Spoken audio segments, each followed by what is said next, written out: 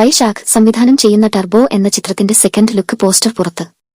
മമ്മൂട്ടി തന്നെയാണ് തന്റെ social media account വഴി പോസ്റ്റർ പുറത്തുവിട്ടത്. ഒരു പോലീസ് സ്റ്റേഷനിലെ ലോക്കപ്പിന് മുന്നിൽ പ്രതികൾ എന്ന് തോന്നിക്കുന്നവർക്കൊപ്പം നിലത്ത് മമ്മൂട്ടി ഇരിക്കുന്നതാണ് പോസ്റ്ററിലുള്ളത്. എന്തായാലും പ്രേക്ഷകർ പോസ്റ്റർ ഏറ്റെടുത്തു കഴിഞ്ഞു.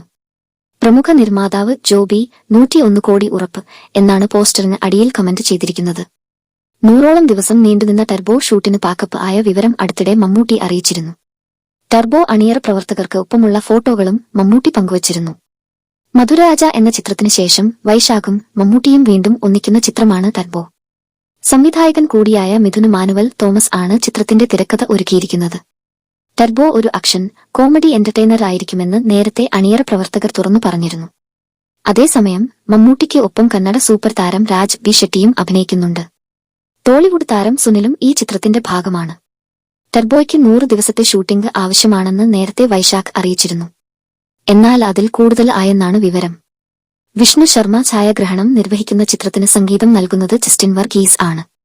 ചിത്രത്തിലെ ആക്ഷൻ രംഗങ്ങൾ വിയറ്റ്നാം ഫൈറ്റേഴ്സ് ആണ് കൈകാര്യം ചെയ്യുന്നത്. ഒരു മലയാള സിനിമയ്ക്ക് വേണ്ടി വിയറ്റ്നാം ഫൈറ്റേഴ്സ് എത്തുക എന്നത് തികച്ചും അപൂർവമായൊരു കാഴ്ചയാണ്.